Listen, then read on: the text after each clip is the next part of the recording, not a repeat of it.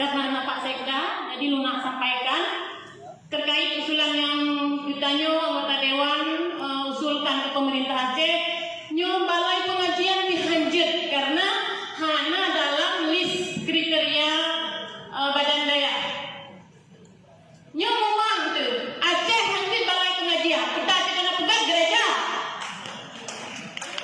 masjid hanjut, rumah duafa hanjut. Nyo diurina cili pikir nyo pemimpin, diurina kai pegang aturan di rumah saja. Tanah bagus ada pojak, barang mahal, yang nak cuma tak mahal nak imam. Nyo aji ditertibkan oleh harga pasar. Nyo tugas nyo apalagi tengah wabah, baik sampai wabah kira. Balai pengajian tu maruah tanya serang di Mekah, kemudian tanya Aceh Ahlus Sunnah wal Jamaah. Syariat Islam harus tertegakkan sampai-sampai terpegang. Tempat terbunuh hancur pegang. Nyo mumang tanya Pak Sekda pegang dia tak Pak PLT. Kayaknya karap dia gubernur 200. Nyo karena pemimpin akan dimintai pertanggungjawaban di akhirat. Pundah yang terpimpin selamanya. Zalimkah tanya? Atau tanya memang tak peduli ke rakyat?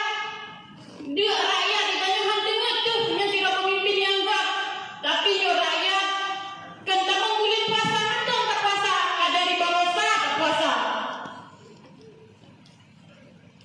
Nyo miris ditanya pemimpin, kamu sebagai wakil rakyat harus kita kamu sampaikan, apalagi berusaha kamu pegang ke masyarakat. Ijang masyarakat di rumah, bu, lo hana rumah bu, katireh bu, oh sabar ya, nyo pegang aturan Mendagri saja pegang rumah.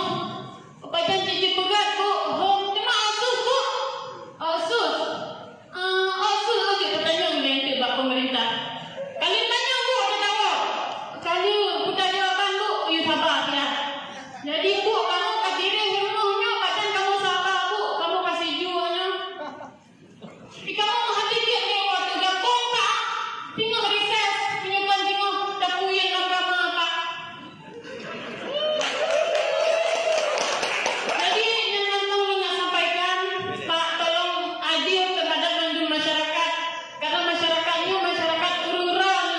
Tim kamu dan luang tak silah mata, oh tim PA kan, tim Gerindra kan, masyarakat brown. Nyo marilah sama-sama kita ni peduli ke rakyat. Jabatan yang nak baik tak berkoyak-koyak karena tanya gaji yang lo, modal